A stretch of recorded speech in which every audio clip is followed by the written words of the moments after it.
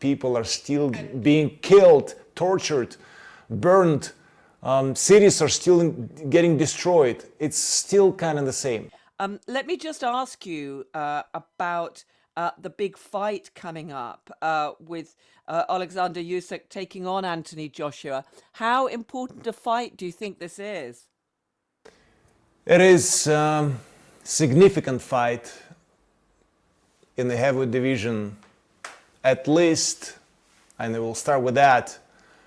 For me, because both of the fighters I know personally, I fought Anthony Joshua, I know Alexander Usyk for a long time, and just on perspective on athletic side, of course it's interesting, but also there is another most important side, it's representation of Ukraine in athletic way, as many other athletes still competing and winning medals for Ukraine. It's also putting Ukraine on the map once again, and unfortunately the war, senseless war, brutal war, still going on in Ukraine. If we will not finish this war sooner than later, it will definitely have an impact, not just on the world's economy, but also on people that will starve to death. Let me just ask you about this boxing match. With everything else that is going on, with Ukraine in this fight for its own future, do you think this boxing match, I mean, is it still something that people there in Ukraine will be focusing on, will be looking at with perhaps a sense of pride as having a Ukrainian champion potentially in there? I believe that this war, as it is still going, but it also makes some people getting tired in a certain way. It makes people tired on the front line, actually on both sides, as well as people that helping Ukraine, providing help for Ukraine, supporting Ukraine. And we've been asking for a lot of support, and we're still asking because we're totally depending on it. And it is still to be important to get all the necessary help. And our economy is pretty much down to nothing because this war is still going. And people getting tired of providing help, asking for help, fighting for its independence, even though obviously we are fire for it. We are giving everything for it. But it's also in a certain way on a human side, it could get tiring.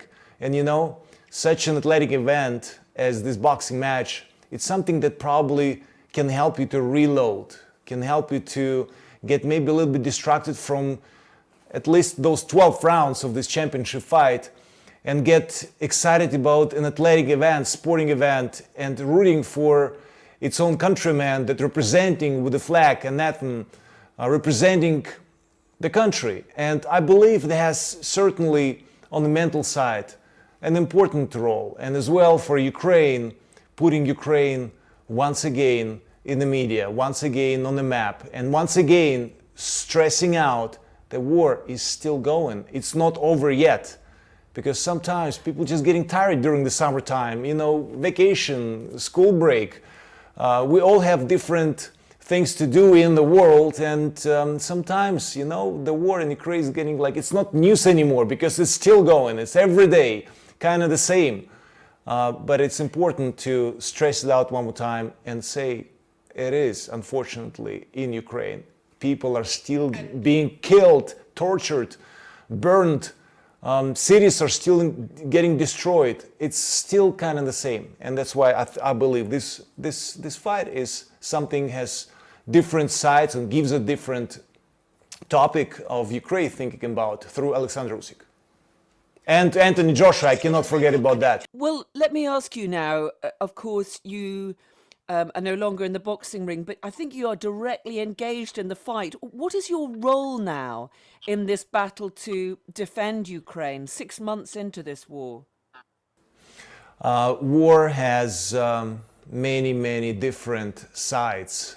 There are people in the front line. There are people that's supplying the front line. There are people that supplying the people that's supplying the front line. So it's very complex. And we definitely need, and I've been saying pretty much the same thing, and some of you getting tired of it, of this support and help, and we do need it. As long as this damn war still going on, we need it on different sides. For instance, as a side of humanitarian help, weapon deliveries, because eventually it's not about sanctions as well. Sanctions are important. It is important to sanction Russian ships so they cannot go to every port. It is important to show the world, to Russia, this aggression must be stopped. If we don't stop this aggression, we're definitely going to have other wars that will go on in the world. If there are going to be no consequences of this war, that's going to be motivation for other dictators, other people who are leading the country to invade other countries. And we definitely need to show to Russia, Putin's Russia in this case, this is not that the world is in agreement with. This is not that the world wants to see, wants to have. This must be stopped now. And there are different approaches into it. And as I said, a war has different sides. We need financial help. And on my side, due to my network that I have in the world, so I have chances and possibility to ask and get an answer, ask and receive it on different, either it's financial help or it's humanitarian help. Help as either it's, we had an issue, for instance, with gas, providing gasoline. So all of the oil refineries were bombed by Russians on purpose so they can stop basically life and supply of life. So all of this needed. So I mean, I can endlessly count what I'm actually involved with or meeting with different world leaders, as it was a NATO conference in Madrid, and just in person explain what it feels like, what it is actually in Ukraine, and how much help we need. And war, as I said, has many, many sides, and I'm trying to wear lots of different hats, so to speak. Because you were in the territorial defense, so now you are focusing your efforts. I'm still part of territorial defense. I didn't retire of that either. So, but now since the Russian forces are were backed off from capital of Ukraine, and they are in the east and in the south of the country where the actual fighting going on, and so there's like in every units of territorial defense in different cities still remaining because the war is still going, and capital of Ukraine, Kyiv, is still their target. You cannot conquer the country if you do not conquer the capital. Tell us what you know about what is happening at the Zaporizhzhia nuclear plant. There is a huge amount of international concern about what is going on there. Russia appears to be in control of the plant. It seems there are still Ukrainian workers there. What's your understanding of what's happening at this nuclear plant? Zaporizhzhia nuclear plant. You guys need to understand, we, the world, need to understand. If that is going off, that's going to be Fukushima and Chernobyl in multiple times. And that cannot happen. This is one of the largest, or this is the largest Ukrainian power plant and one of the largest world power plants. And the fighting was going around the power plant. The power plant was on fire as well. And the firing around the power plant, nuclear power plant, still happening, and now it's in the hostage of the Russian army. And obviously there are some Ukrainian specialists that have been working there and they're still there. We don't know exactly their condition. We don't know because Russian army is holding it as a hostage. And this threatens the world. Do you think there is a risk of an explosion at that nuclear station? Absolutely yes. Absolutely yes. And let me tell you, Russian army has been already, or Russian government has been already lying to the world many, many, many times. Doesn't matter what is going to be said, it's going to be the opposite. and they could blow it up and blame Ukraine for it. So it's definitely, this war has Russia started. This war, and as well as Zaporizhzhia nuclear power plant, is in their possession. They can do with it anything, and anything can happen. And unfortunately, that's the truth. And it's going to be a world tragedy for upcoming 1,000 years. And that cannot happen. Same as this war cannot happen, couldn't happen, but it happened, and that must be stopped. Let me ask you then about Crimea. We have been hearing reports of strikes, of explosions on Russian military bases in Crimea, which of course is now controlled by the Russians. Should we see this as an attempt by Ukraine to actually regain that territory which it lost back in 2014? Apologies. Crimea is Ukrainian territory as well as our territory in the east of the country. And this war has been started by Russia. This is Ukraine. Crimea is Ukraine.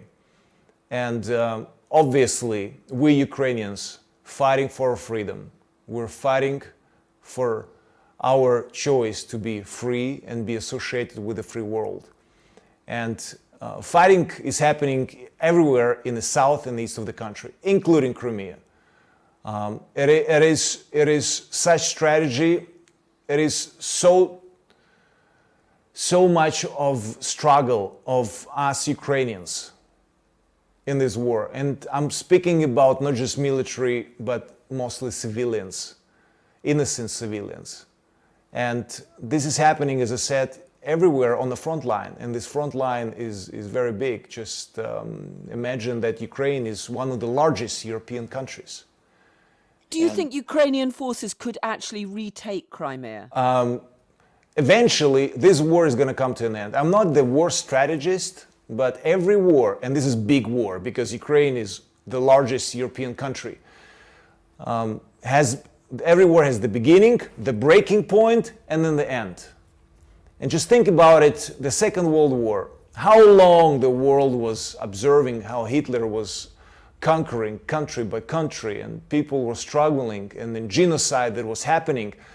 And eventually, after the breaking point, Great Britain stepped in, the United States stepped in, and eventually brought Hitler's power to an end. And it has been in every war pretty much the same. And as I said, three steps: the beginning, the breaking point, and the end. And I believe that we're slowly getting into the breaking point. And endurance is extremely important, because endurance of our military, endurance of the free world helping us, endurance beats masterpiece and talent. And boxing ring as well, because we did mention some of the athletic side with Joshua and Usyk. So endurance, like in the sport, in the war, in business, in the politics, and everywhere, is extremely important. So we just need to make everything that is in our power to reach this breaking point and finish this war as soon as possible. And obviously, Ukraine integrity of its borders should remain as it was 1992 signed, and if I'm not wrong with the date, signed also by Russian side, by the world community, that Ukraine gave up the nukes for its own integrity of its own borders. So what you're saying is that if there is to be any future negotiation, that should be based on Ukraine having back control of all of that territory which has currently been captured by the Russian invading forces? I don't see any negotiation unless Russian forces leaving Ukraine.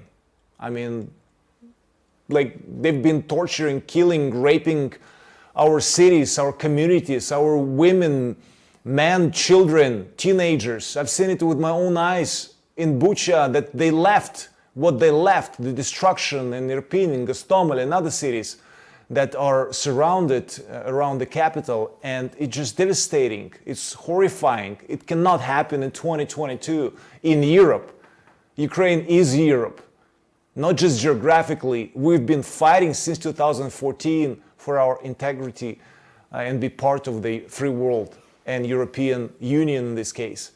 And we definitely must finish together this war, and that can only happen with everything else, every other step, with possible or continued, whatever is going to be, negotiations that been already actually, but after Russian forces leaving Ukrainian soil.